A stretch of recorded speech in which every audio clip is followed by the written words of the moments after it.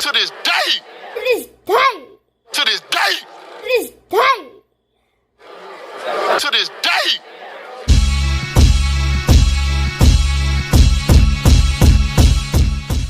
What's up, fight fans? This is Kurt DeVille with Counterpunch Boxing News, and I have some new news concerning Deontay the Bronze Bomber Wilder.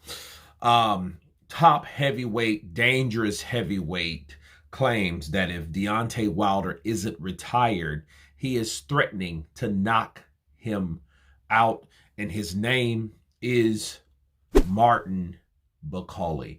Martin Bakole says that Deontay Wilder is too small, too skinny, too frail. He said that he would knock out Deontay Wilder if he comes back to the ring. And let me counterpunch. At this point, I think enough is enough. Like, Martin Bakole fighting Wilder, should I say Wilder getting in there with Martin Bakole, would be devastating. You know what I mean? You wouldn't expect anything else with what we just saw with a guy that can box, a guy that is young, a guy that is fast, a guy that is elusive and quick and all that. Maybe green behind the ears or wet behind the ears, right? In Jared Anderson. But at the same time, we've seen that happen. So what do you think will happen if you get a guy in there that's smaller than him? Because believe it or not, Deontay Wilder might have came in a fight with Tyson Fury in the second and third, 238, 232, you know, those sizes. And his power seemed to still be there as Tyson Fury. But recently, his weight has been like 214, 213, way under the sweet spot of 220, 219. So someone that's 284 pounds threatening to beat someone up that's about 213 pounds. I think that is definitely something that we would see. The only way that Wilder could get through to Martin Bakole is to hit him with that shot that he may or may not even have at this point.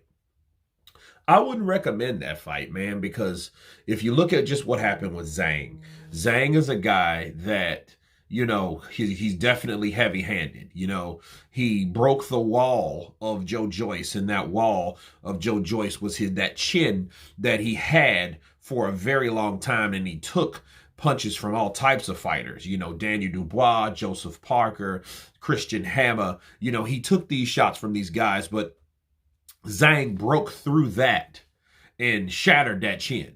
Okay, so, you know, that should tell you something. And then Zhang hits Wilder and spins him around and knocks him out. And pretty much Wilder was pretty much out on his feet. Nobody contested the stoppage. Yeah, he got up. That's that heart, right? But you tell the legs were not there. They weren't. And now someone else is threatening Wilder. You know what I mean? And I'm like, man, leave Wilder alone, man. And I think guys should understand. Wilder needs a confidence booster. He needs someone to test that hammer to see, hey, do I still have knockout power? Do I even belong in the ring again? Right? And I think that's the first question we should ask about Wilder. No, he's not retiring. Yes, we heard that news. Okay, Turki Al-Sheikh has gave him another opportunity. But what do we know about the challenges that Turki Al-Sheikh gives people? He gives you the worst ones. You know, for some people, it's like a hard road. You know, like John Fury, it's a hard road. Yeah, he gives you that hard road. And we have to see if Wilder's even fit or ready to fight anyone in general. So I think they need to put him in there with like a Adam Kalnacki if he's up for it, because he's been knocked out several times. But someone that can fight him or give him some type of challenge, some type of boost. He needs a W on this record, you know what I mean? Because he hasn't had one in 2 fights now. You know, so I think that Martin Bakole calling out Wilder is, you know, pretty much someone that has a claim to be very dangerous, shown us that he is somewhat dangerous, and he's calling out someone that may be damaged. You know what I mean? I don't really look too much into that. It's almost like adding insult to injury. Like, dude, he already got knocked out by Zhang. Call out that dude, which he has.